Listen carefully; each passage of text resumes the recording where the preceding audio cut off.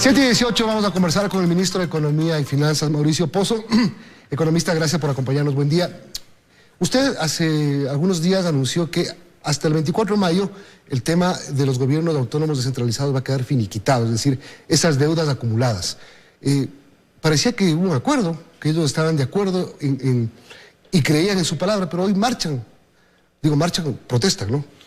Claro, no buenos días, Milton, gracias por la entrevista. Nosotros hemos estado reuniéndonos con los gremios de los GATS, prefecturas, municipios, juntas parroquiales, de manera permanente. Yo estuve con ellos el año anterior, conversando, el equipo de trabajo del ministerio de igual manera, y hace una semana, un poco más, estuve conversando con la comisión encargada de estos temas de la Asamblea Nacional, donde se hizo una presentación de cuáles son las acciones que se están emprendiendo y el compromiso para dejar totalmente al día hasta la finalización de gobierno.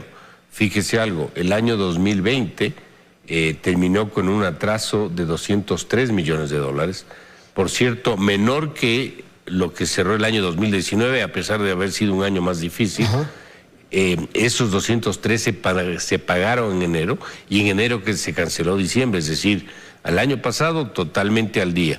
El mes de enero se ha venido pagando en febrero, y por lo tanto este momento que estamos en marzo nosotros estamos al día en las transferencias. ¿Y entonces por qué protestan?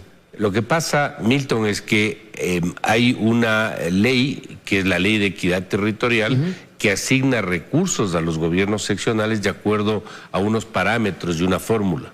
Y esos parámetros y una fórmula significan ciertas cifras, en algunos casos de afectación mayor que en otros, y muchos no están de acuerdo con los montos que están ahí. Pero lamentablemente... ¿Pero eso no es cuestión del gobierno? Es cuestión de la ley. Es cuestión de la ley. Entonces habría que cambiar la ley, replantear la fórmula para que los montos que se asignan sean probablemente más justos, llamémoslo así. ¿Está mal hecha la ley? ¿Usted coincide con ellos? Yo no le llamaría mal hecha la ley, pero sí hay cómo perfeccionarla. O sea, es una ley injusta. Yo creo que hay cómo ayudar a que esto mejore. Es más, les hemos expresado a los miembros de los GATS que el equipo técnico del ministerio está dispuesto a colaborar para replantear, pero eso es un tema legal. Mientras eso no se produzca, nosotros no podemos asignar más. En derecho público es imposible que uno haga lo que no está expresamente autorizado. Peculado de una. Claro, yo no puedo, así tuviera la plata de sobra, yo no puedo traspasar más recursos porque eso me prohíbe la propia norma. Pero eso no lo entienden ellos. Bueno, porque la protesta va al Palacio de Carondelet, es decir, al Ejecutivo. Yo sé, pero yo le digo hasta donde es lo correcto. Ahora, obviamente hay ciertos valores por devoluciones de IVA y algunos compromisos que se están poco a poco cancelando, pero lo de fondo es que nosotros en este momento estamos al día. No les voy a decir que estamos pagando marzo, porque marzo primero no ha terminado, y febrero estamos terminando. Están al día en febrero. Estamos pagando a mes vencido, como es obvio. Porque no es que la plata nos entre el primero, la plata va entrando poco a poco. ¿Los municipios están al día? Los municipios, las prefecturas y las juntas parroquiales correspondientes a febrero se están terminando de pagar muy probablemente esta misma semana, lo cual significa del mes anterior que estaríamos totalmente al día. ¿Una erogación de cuánto para ponerse al día? ¿Qué es lo que están haciendo? Manejando todo el presupuesto del Estado. Nosotros tenemos la norma que lo que dice es que ellos reciben 20% y 10% de los ingresos permanentes y no permanentes, es decir, de los ingresos tributarios, impuestos, y de los ingresos no tributarios no permanentes, que es el tema petrolero. De ahí se les asigna un monto fijo y un monto variable. Y el variable va en función de ciertos indicadores, densidad poblacional, población, necesidades insatisfechas, etcétera. Algunos tienen mejores resultados que otros, y según eso se les asigna lo que la ley y el cálculo de la fórmula determina. Antes de hablar de, bueno, le van a visitar seguramente más tarde los alcaldes a tener una conversación, ojalá amistosa. No, y siempre hemos tenido una buena relación amistosa, abierta, total. Se les ha explicado N veces el tema. Ahora, obviamente, ellos están en su derecho de decir: yo necesito más plata o no me alcanza, pero yo no puedo pagar más de lo que esté en la ley, y eso hay que estar absolutamente claro. Antes de hablar de Código Monetario, solo una pregunta para afirmar lo que conversamos con el ministro de Salud hace un momento. ¿Las vacunas están pagadas? ¿Los 20 millones están? ¿Usted ya asignó ese dinero? ¿200 millones en total? A ver, Una cosa es el monto presupuestado. Ajá. El monto presupuestado que sea, yo no puedo dar los números porque inclusive hay cierto tipo de restricciones con las farmacéuticas y no es mi campo, pero lo que sí le puedo decir es que nosotros vamos a asignar el monto que sea necesario. Si son 200 millones, pues serán 200 millones. En eso no tenemos ningún tipo de restricción porque es prioridad a uno del gobierno y del presupuesto del Estado. Así que en ese sentido tenemos que estar absolutamente claros. No es un problema de platas en definitiva. Le reformulo la pregunta. Esas 20 millones de vacunas que el gobierno dice tener negociadas, ¿van a dejar pagando ustedes? ¿No le van a dejar deuda al siguiente gobierno? Vamos a pagar hasta donde sean los compromisos de entrega de vacunas. Ajá. Entonces ahí debe haber un compromiso de un calendario de entrega. Se paga esto, entregan tantas, se paga esto otro, entregan tantas. Hasta que nosotros terminemos, pagaremos lo que nos comprometeríamos a pagar hasta esa fecha. ¿Qué van a hacer? No me puedo adelantar a de decirle vacunas. cuánto va a ser del monto total, si va a ser todo, si va a ser una parte. Eso ya es un tema de la negociación directa Es que tenemos. plata de presupuesto, no es plata de préstamos. A ver, el presupuesto se alimenta de ingresos propios y de ingresos por financiamiento. Entonces eso Lo que quiero ingresa... decir es que no hicieron un crédito Hay especial. financiamiento de los Sí, multilaterales, sin duda alguna, para eso. Exclusivamente para vacunas. Para vacunas, así es. Es más, nos han ayudado en esto la CAF, el BID, los multilaterales en general. Pero ¿Con cuánto se puede saber? los montos que están asignados, hay que entregar un anticipo, que es lo que compromete la venta de las vacunas. Eso fue de aproximadamente unos 20 millones de dólares. Eso provino de financiamiento externo y el resto de recursos vienen de la propia gestión del presupuesto. Ley de fortalecimiento de la dolarización. ¿Se destrabó ya el tema constitucional por el cual fue rechazado 2 veces el proyecto? Estamos con una sesión de trabajo el día de hoy. Hoy. Así es. Con el presidente del Congreso, de la Asamblea.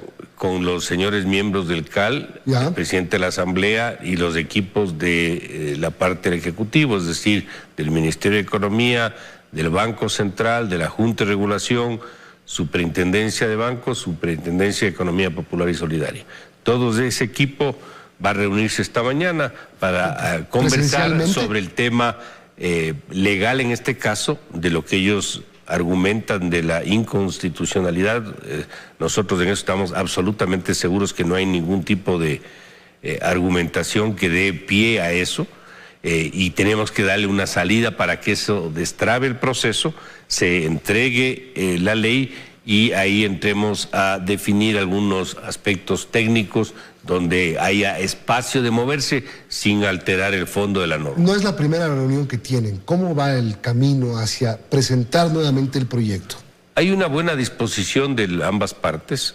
Obviamente, como usted entenderá, en política nada es previsible, todo puede pasar. Esto tiene que entrar al CAL, el CAL tiene que calificar para que se entregue a la comisión respectiva, a la Comisión Económica, y una vez preparados los informes pasará al Pleno para la definición final. ¿Y todo este proceso alcanzará antes de que ustedes se vayan? Bueno, usted sabe, el proyecto de ley es económico urgente, hay un plazo de hasta 30 días, esperamos que en ese lapso pueda ser aprobada la ley. Nosotros vamos a hacer todos los esfuerzos que sean necesarios, porque esto...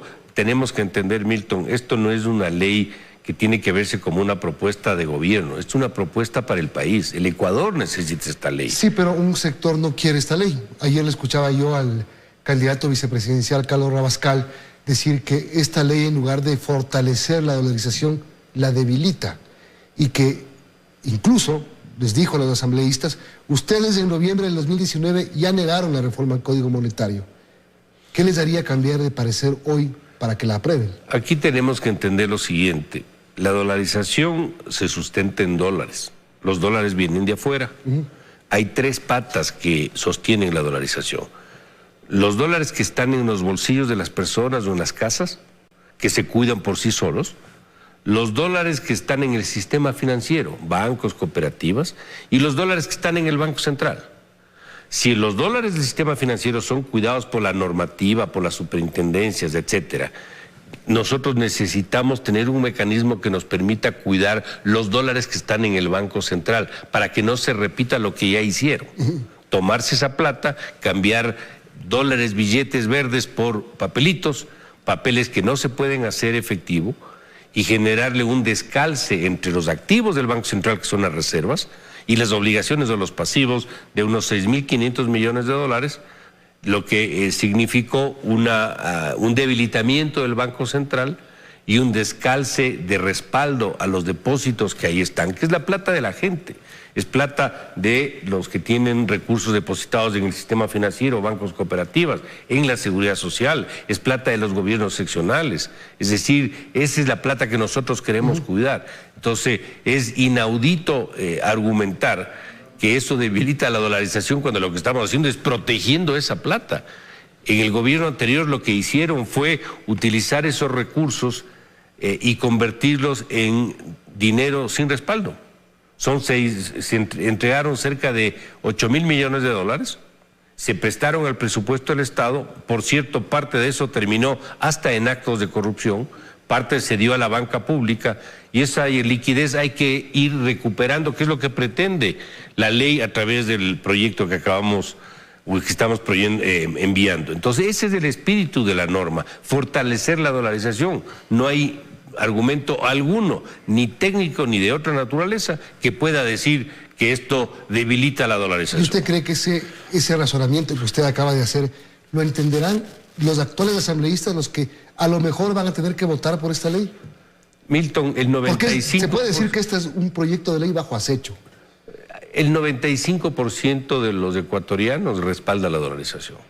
Si los asambleístas son conscientes de eso, deberían apoyar esta ley y no verle como una propuesta de este gobierno o de este otro, no. Esto le va a proteger y ayudar a cualquier gobierno que sea electo en las próximas fechas. No a los que quieren usar la plata del Banco Central como Ahora, cepo, si quieren ir en mercancía. contra de la dolarización y quieren apropiarse de fondos, porque esa es la verdad, apropiarse de fondos que no son de ellos, obviamente no les conviene una ley de esta naturaleza. Y eso hay que decirlo bien claro. El que está a favor de la dolarización debería apoyar esta ley. El que no quiere apoyar la ley es una persona o un grupo de personas que no está apoyando la dolarización. Eso hay que entenderlo muy claramente. Pero el candidato Arauz dice que no es así, no es tan negro y blanco. Dice que esa plata hay que usarla. ¿Por qué tiene que estar guardada esa plata ahí si la puedes usar para hacer obra, para pagar el bono, para hacer algunas otras cosas más? Milton, esto no solamente es yo le pregunto lo que él dice. O sea, sí, yo sé, pero esto no solamente es un desconocimiento, sino yo diría una irresponsabilidad. El Banco Central del Ecuador es un banco de reservas, de administración de reservas, no es un banco comercial. No es un banco como cualquier banco que recibe plata de los depositantes y presta al que quiera prestar. El Banco Central no puede prestar. El Banco Central tiene que usar las reservas para garantizar los depósitos, administrar las reservas con los criterios de seguridad, que por cierto son mandantes de la propia Constitución. Eso tiene que hacer el Banco Central. Y ese dinero está, el encaje bancario de la banca privada, es decir, dinero de los depositantes. Está el encaje de las cooperativas también. Suyo, mío, de todos. De las cooperativas también. Plata de los gobiernos seccionales. Así es. Y también plata del gobierno. Plata del Seguro Social. Del IES, ¿ya? Y la plata del gobierno, que es la proporción del gobierno. Ya. Pero las reservas internacionales es el agregado de todo eso. ¿Ok? Pero todo eso respecto a los depósitos de todos los que usted acaba de citar, este momento tiene un descalce de 6.500 millones de dólares, que es lo que falta por llenar, llamémoslo así, con el propio programa económico para poder darle respaldo a los depósitos que están ahí en el Banco Central. ¿Cuándo envían el proyecto?